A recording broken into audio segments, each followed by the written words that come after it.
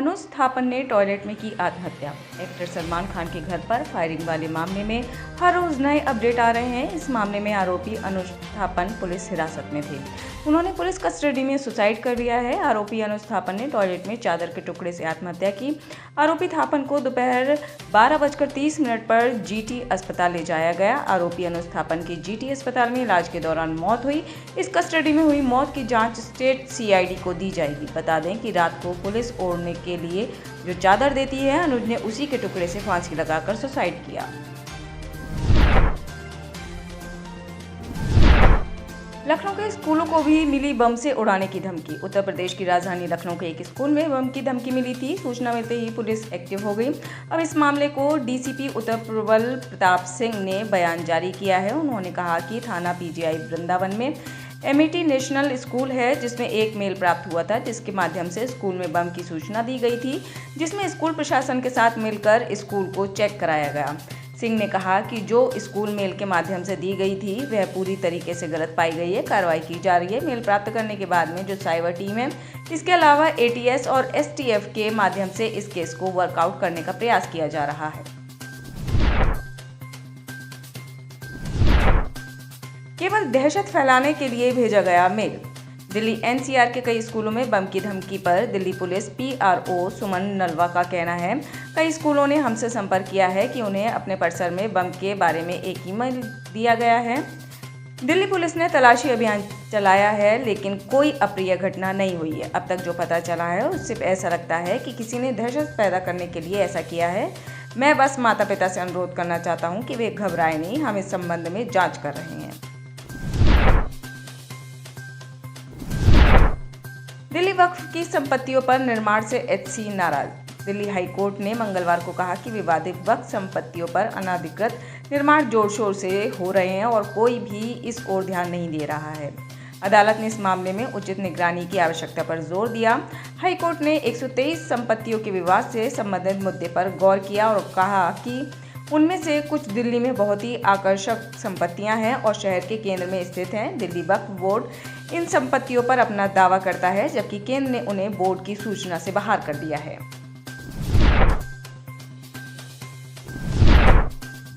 इंदौर में कांग्रेस नेता मनोज सुले ने किया सुसाइड। इंदौर के राऊ थाना क्षेत्र में कांग्रेस नेता मनोज सुले ने मंगलवार को वेयर हाउस में फांसी के फंदे पर लटककर खुदकुशी कर ली। वे कांग्रेस की ओर से पूर्व जनपद अध्यक्ष रह चुके हैं। पुलिस आत्महत्या के कारणों की जांच में जुटी है। Rajesh Dandautiya ADCP crime branch Indore ने बताया कि मनोज सुले द्वारा आत्महत्या करने का मामला सामने आया है। अभी खुदकुशी की वजह सामने नहीं आई है। मामले की जाँच की जा रही है।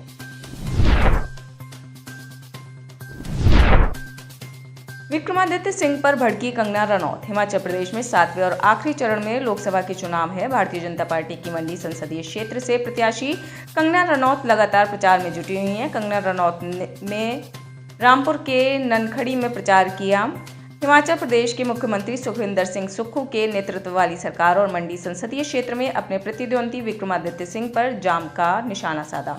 कंगना रनौत ने कहा कि अगर वीरभद्र सिंह आज जीवित होते तो वह विक्रमादित्य सिंह को जरूर डांट लगाते और माफी मांगने के लिए कहते। मुकेश दलाल की जीत का मामला पहुंचा एचसी। गुजरात की सूरत लोकसभा सीट से बीजेपी प्रत्याशी मुकेश दलाल के निर्विरोध जीतने का मामला थमने का नाम नहीं ले रहा। वहीं अब इस मामले को लेकर गुजरात हाईकोर्ट में दर्ज की गई एक याचिका पर तत्काल सुनवाई करने से अदालत ने मना कर दिया। दवार एंड बेंच में छपी एक रिपोर्ट के मुताबिक गुजरात हाईकोर्ट की मुख्य न्यायाधीश सुनीता अग्रवाल ने कहा कि याचिकाकर्ता ने जो पीआईएल दायर की है वह चुनाव से संबंधित है और ये जनहित याचिका के दायरे में नहीं आती है।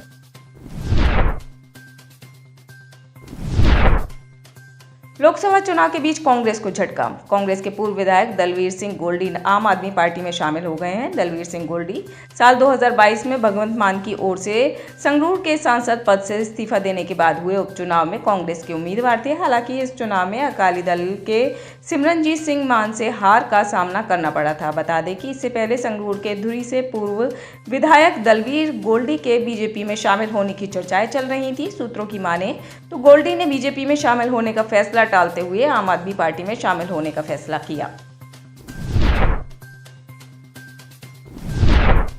बांसवाड़ा ट्रेजरी में 5.23 करोड़ का स्टाम्प घोटाला। राजस्थान के बांसवाड़ा जिले में प्रशासनिक महकमे में करोड़ों रुपए का स्टाम्प घोटाला सामने आया है। इस मामले में जिले के कोषाधिकारी ने बांसवाड़ा कोतवाली थाने में कर्मचारी और वेंडर के खिलाफ एफआईआर दर्ज करवाई है। शिकायत के बाद करोड़ों रुपए के इस स्टाम्प घोटाले की जांच पुलिस ने शुरू कर दी है। वहीं कलेक्टर इंद्रजीत यादव ने आरोपी कर्मचारी को निलंबित कर दिया है। जांच में ये भी सामने आया है कि वह अंतर 5.23 करोड़ रुपए का है। मामले में स्टोर कीपर और स्टाम्प वेंडर के अलावा 2 अन्य लोगों के खिलाफ एफआईआर दर्ज करवाई गई है। सेबी ने इन्वेस्टर अकाउंट को होल्ड पर डाला। बाजार नियामक सेबी ने लगभग 1.3 करोड़ इन्वेस्टर अकाउंट को होल्ड पर डाल दिया है। इन पर केवाईसी नियमों के चलते कार्रवाई की गई है। इन अकाउंट से निवेशक स्टॉक, म्यूचुअल फंड और कमोडिटी में निवेश नहीं कर पाएंगे। यह जानकारी केवाईसी रजिस्ट्रेशन करने वाली संस्थाओं KRA ने दी है। सेबी के अनुसार देश में लगभग 11 करोड़ निवेशक हैं। सऊदी अरब बाढ़ की चपेट में। दुबई के बाद सऊदी अरब अब बाढ़ का सामना कर रहे हैं। अल उला और अल मदीना प्रांत में स्कूलों को बंद कर दिया गया है। मदीना की सड़कों पर पानी भरने के बाद यातायात को रोक दिया गया है। जलवायु परिवर्तन को सऊदी अरब में आई तबाही की वजह माना जा रहा है। नवंबर 2022 में भी सऊदी अरब के तटीय इलाके बाढ़ की चपेट में आ गए थे। साल 2022 में जेद्दा शहर सबसे अधिक प्रभावित हुआ था, जहां पर 2 लोगों की मौत हुई थी।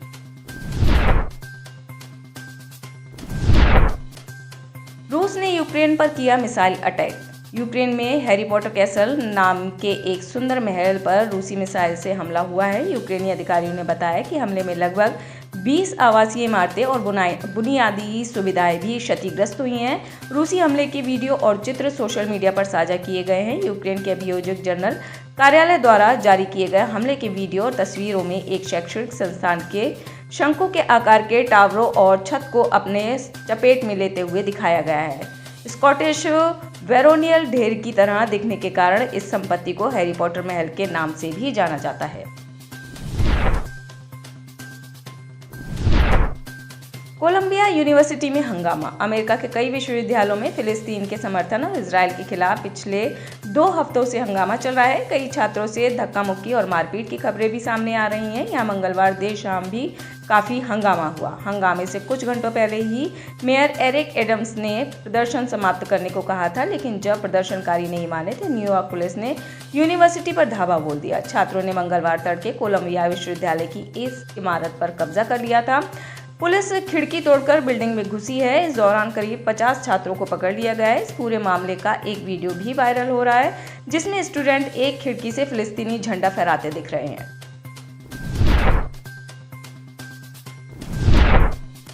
मालदीव ने भारत के सामने टेके घुटने। मालदीव की इकोनॉमी में भारतीय पर्यटकों का बड़ा शेयर है। ऐसे में साल 2024 में मालदीव के अंदर भारतीय पर्यटकों की संख्या में गिरावट आने के बाद अब मालदीव परेशान नजर आ रहा है। Maldives marketing and public relations corporation के प्रबंध निदेशक फातिमा तौफीक ने खुलासा किया है कि भारतीय पर्यटकों की संख्या बढ़ाने के लिए अब नए प्रयास शुरू किए गए हैं। वहीं पर्यटन ब्रांड को बढ़ावा देने के लिए कई एयरलाइंस के साथ मालदीव पर्यटन विभाग ने समझौता किया है।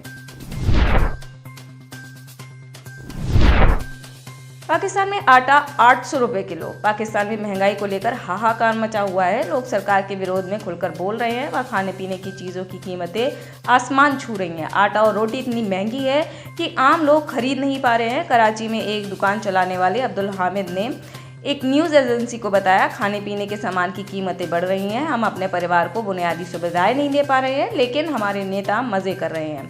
हमने गलत लोगों को वोट दे दिया है। वो हमारी ज़रूरतों पर ध्यान दिए बगैर मज़े कर रहे हैं।